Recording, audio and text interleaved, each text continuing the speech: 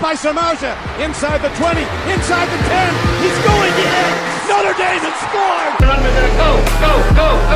You will be that driving force to motivate those coaches and those players to beat Southern Cal! It's a game of who's going to flinch first, and we know that isn't going to be Notre Dame.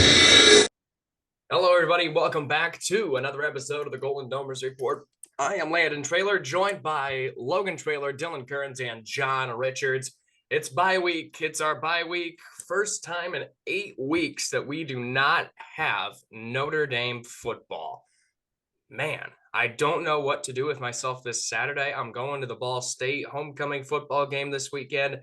That's what it's come to. Nonetheless, boys, we did it. We kicked the living crap out of USC as we dominated formerly number 10 and unbeaten rival USC 48-20 to head into the bye week 6-2. This was a phenomenal game for the defense. They held the best quarterback in college football, allegedly the best quarterback in college football, to 199 yards and 3 interceptions on the day. Unfortunately, I don't think Al Golden will be our defensive coordinator next season. I don't think Notre Dame is going to roll out a blank check for him. So I think Golden is going to be headed to Michigan State or one of those schools with a job opening. Nonetheless, they held a solid rush attack also to 103 yards as well. USC had 2 good plays. It was the option that scored their 1 touchdown and a long punt return that set them up for another touchdown. So 2 plays all night, one of which was caused by special teams, not the defense. Though I tip my cap to that option play. That was a hell of a play call from Lincoln Riley. Xavier Watts had 2 interceptions and a scoop and score, along with 7 tackles. Benjamin Morrison chipped in with an interception, and John Paul Baptiste had 1 fumble recovery, and J.D. Bertrand with 11 tackles. Boy, talk about somebody stepping up to the plate. That is J.D. Bertrand for the Irish. So, Logan, you called it. You said 45-17 on Saturday. The final score is 48-20. Same difference. Yeah, it was awesome to be there and be able to witness that. I walked out of the stadium, obviously feeling really good about, what we just watched. Rewatched it last night. There's still a lot of stuff that we need to fix. It's still not great, but it feels like, we're headed in the right direction. And, like I said, Saturday morning, it really, obviously, it's all about the rivalry, but it was more than that. It was more than that. It was more important of you got to get that win.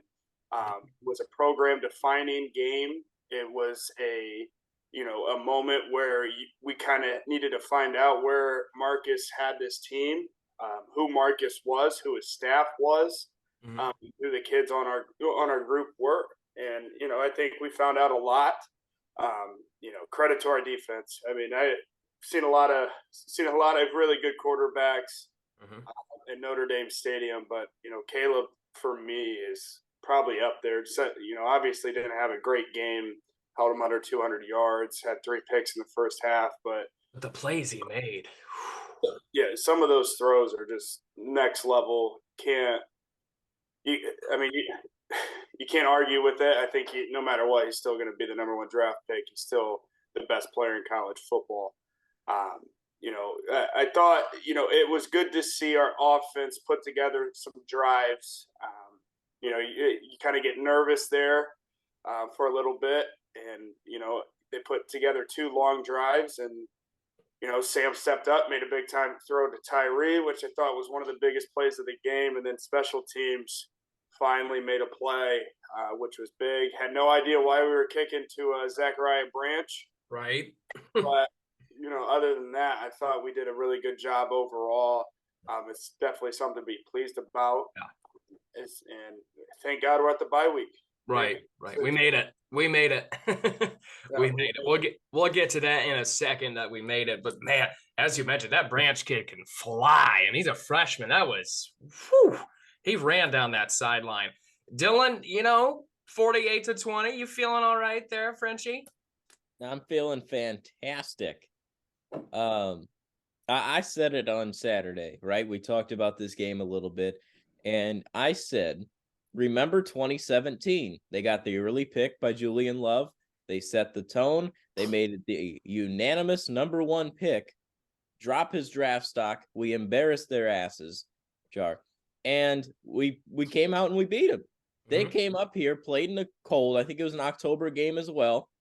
And they just took care of business. They beat the heck out of them. And people liked USC in 2017. People liked USC a little bit this year in this game. So you go into this and you come out with a big win. It just had that similar feeling. In sports, I've noticed, since being in it and being around it for so many years, history repeats itself. And sometimes you just have a gut feeling. And no matter what that gut feeling is, you throw out win-loss, you throw out atmosphere, you throw out whatever. If you have that gut feeling, I'd almost say 6 out of 10 times that works. And for me, that gut feeling was there. I noticed the history in games past. I noticed what was taking place. And once again, they just came out, they hit him in the mouth. The defense made plays and tipped the damn hat to Marcus Freeman. Phenomenal coaching job, phenomenal performance. And he I don't know if you guys saw it. He just won the Dobbs Coach of the Week. Well deserved too, especially after the loss. JR 48-20 over USC. I don't think Logan and Dylan saw it coming. I had a hunch that maybe USC was due for a blowout. I did not see us winning like we did on Saturday night. Did you? I was pretty confident that we would win. I think dating a couple of shows back, I said the likelihood of us beating USC and losing to Clemson was more probable than us losing to USC and beating Clemson. So I'm happy. Moment for that game, I am happy. I've never got you guys. I've been trying to rack my brain dating as far back as I can. And it's almost malpractice that we've gone this far and we've not really mentioned Xavier Watts. I know. I don't think I've seen a defensive performance like that from a Notre. I can't come up with any. That was one of the all-time greatest performances in one of the most critical parts of the season. Absolutely. Unbelievable performance by the defense. Still a lot of concerns offensively, still a lot of concerns regarding some units on the special teams, but 48-20, always, every once in a while you get these kind of games between Notre Dame and USC, and they always usually take place, at each other's home venues. So great night for the university, great night for Coach Freeman. I think it puts to rest some of the questions, at least momentarily. We'll see how the rest of the season plays out, and we can get into the ins and outs of that. But for that night, a great job all the way around. Really, really nice performance. Absolutely. Offensively, though, there are still a lot of warning signs. A lot. I'm going to get into that. And the defense put us in tremendous positions. Absolutely. Let's be honest. The special teams scored 7 points, and the defense, you could argue, scored 21. So that's 28 of your 48 points right there.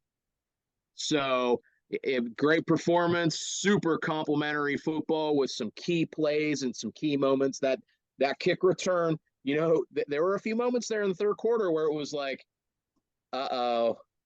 But then, the kick return, the play to Tyree, they did a good job of putting it to rest. Absolutely. And I mentioned Al Golden most likely won't be the defensive coordinator because he's going to take a head coaching job. I don't think Jared Parker will be back as offensive coordinator, not because he gets another job, but because he's just not the guy for Notre Dame. He is not. I don't think he is what Marcus Freeman wants, and I don't think he is what Marcus Freeman wants our offense to be. Offensively, Notre Dame was gifted a short field 4 times and scored on all 4 of those turnovers. They couldn't really drive the field all but once to Chris Tyree. That we all saw that happen. That was a beautiful throw, beautiful route, by the way. Tyree ran. Glad to see him finally catch a ball for a touchdown. That was awesome.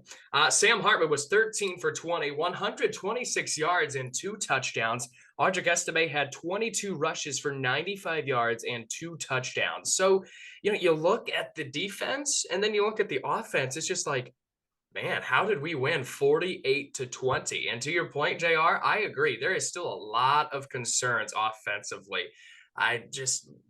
Logan, where do we go from here offensively? I mean, it's just there's a lot of question marks still. I wasn't frustrated. Excuse me. I wasn't frustrated with the offense, to be honest with you. I thought it was simplified. They capitalized, which was nice to see because a week ago they didn't capitalize with Louisville. Right. So I don't think that, it's still fire Jared Parker. I think he's a first-time coordinator figuring things out. He simplified things. They put together 2 drives, and that's what's going to say, the defense won us the game. I disagree. I think our offense had 2 huge drives to put that game away when they needed to. When they needed to score, they did. And I thought that was good. And give credit to SC's defense. I thought they played a lot better than what they shown. They played good enough to win the game. And, our defense just played better. Mm-hmm. It was good to see the simplified offense. It was good to see. I think we rushed for over 4 yards a carry, which was really nice to see. It was good to see, Audric get going. I think my main concern, the offensive line was a lot better. Something that we talked about last week. That problem was fixed. I think that this offense is only going to go as far as our wide receivers will let us. And that is the problem. Looking at that room right now, Colsey's still banged up. I have no idea if Greathouse is banged up. Tyree, for being a first-year guy, reminded me a lot of Theo Riddick. Yes. Is okay with it. I'm okay with him right now. I'm hoping he comes back for another year. But at the same time, and from a coaching standpoint, I wish they would utilize Tyree a little more. I wish we could see some more screens and more RPOs like we've talked about in the past. We had a couple rollouts that I love the play call. Jared Parker, had a couple really good play calls I liked that I remember I wrote down in my phone, and Hartman missed a couple throws and didn't make the right read. Could have hit a Holden Stays for a first down. Wide open. I don't think it's all coaching. Sam misses some things. Our running backs missed some holes. Our offensive line was good, but wasn't great still. I think we're going to have to every part of that side of the ball needs to continue to improve.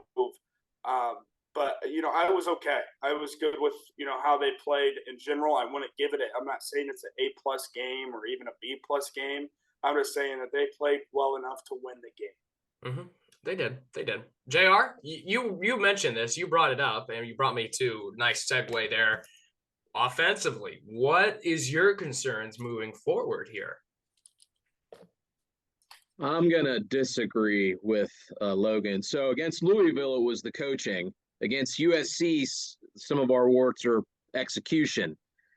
USC is arguably the worst defense, with exception to maybe some of these other schools Central Michigan and Navy. Okay, come on. But USC, we still struggled offensively against USC. I don't think there was a team that performed worse against USC's defense this season, with exception to one other team than Notre Dame's.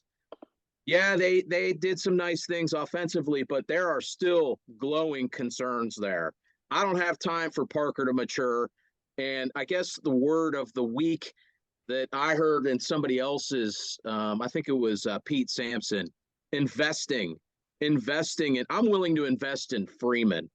But I don't think I have the time. I don't think we have the time. And this goes back to Landon's point about whether or not Parker's going to be the OC next year. That's something that Freeman's going to have to decide. And that comes with the scope of his employment and whether or not he's the guy or not.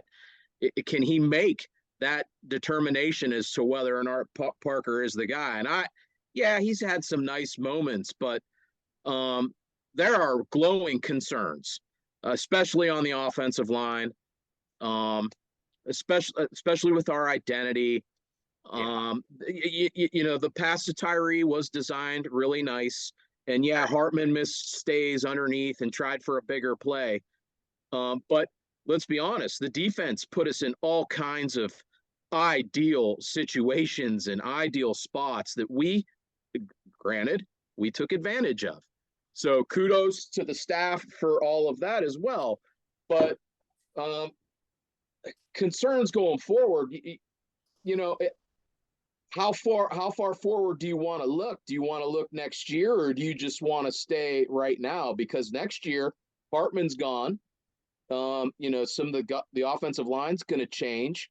Some of the guys in the backfield may not be there. So I don't know what the future's going to hold. I'm not so concerned about what guys we have on the field. I'm more concerned about the coaches that we have coaching them. And my greatest concern going forward, and this could maybe segue into your next segment, is can Freeman build and maintain a championship staff?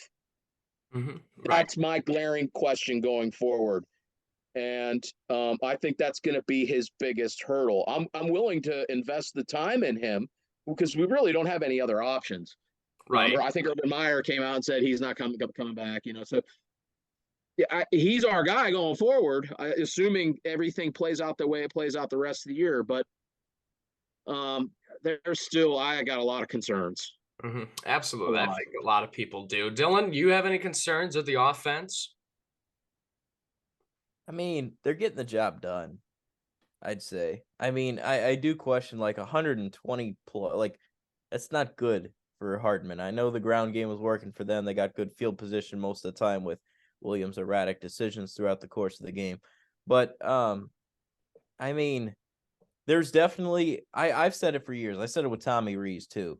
To Logan's point about throwing screen passes, you have legitimate weapons in your backfield. I watch these NFL teams utilize these running backs that are kind of just like third down backs that can catch passes and move out the backfield and stuff like that.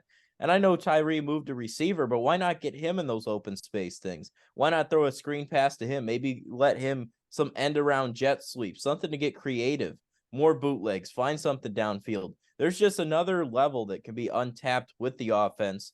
But I mean, I outside of Louisville, I think you could argue that they're still getting it done. They're still winning football games. And to that point, I mean, at the end of the day, you want to win. But I do think that you can untap the offense just a little bit more by some more creativity. Stop doing the whole like shotgun pass for 6 yards, move the chains with a run. That's just old school shit. Let's start moving the ball. Let's start getting creative, Watching that game on TV, I mean, there weren't many shots downfield. Everything was quick, get the ball out.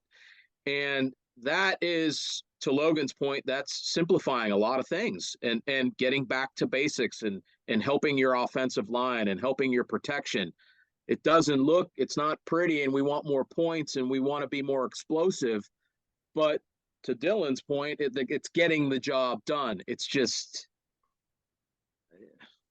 yeah, we're 6-2. Yeah, didn't get the job done. And my biggest problem with where we sit at 6-2 is, I think our biggest problem with being 6-2 is our coaches let us down, which is probably why we're 6-2. And we'll get to that in just 1 second. My player of the game is Xavier Watts. It's hard to not have Xavier Watts as your player of the game. I mean, the dude had 3 interceptions and a fumble return. 2 interceptions and a fumble return. I mean, that is just simply insane, along with 7 tackles as well. My play of the game was Jadarian Price's 99-yard kick return when it was in the fourth quarter. The momentum, it started to shift a little bit towards USC in that fourth quarter. At that time, it was 31-20. He takes it 99 yards to the house, and it was at that moment that I said, all right, we're going to blow them out now. 38. He made it a 38-20 ball game after that kick return and shut the door on the Trojans. Anybody have any other objections for play of the game? Well, I know Logan mentioned one of the plays of the game was Tyree. Do you think that takes over? You know who not for a play. But there is another safety that I think is not getting credit for what he has done this year. And obviously Xavier Watts had a good game. I would say his performance was pretty. You got your hand? No, I think I'm showing the number of the guy you're going to mention. Yeah. So it was back to Xavier Watts. Benjamin Morrison in Clemson last year felt a lot like that. I don't know what Ben ended up with last year. No, he had the 3 picks and the pick 6. But Cam Hart has been unbelievable. And that is one that doesn't get a lot of credit. Obviously, Benji got a lot of attention last year. This game, Xavier Watts, and he doesn't get enough credit for what he's done and how far he's came along. Because I remember, maybe right when we started doing this show, I could go and find it. I was complaining about Cam, and I think overall he's our best safety we have. He's one of the top safeties in the country. And just doesn't get enough credit. Not saying he's the player of the game, but just wanted to. Yeah, he had a good game. Give some spotlight to good old Cam. Our back end of the defense is nasty, dude. Our safeties, both of our corners, we got some depth there. I don't remember, since I've been alive, having this good of a cornerback and safety. No. Yeah, I agree with that, Logan. By Samarja, inside the 20, inside the 10, he's going in! Notre Dame has scored! Go! You will be that driving force to motivate those coaches and those players to beat Southern Cal. It's a game of who's going to flinch first. We know that isn't going to be Notre Dame.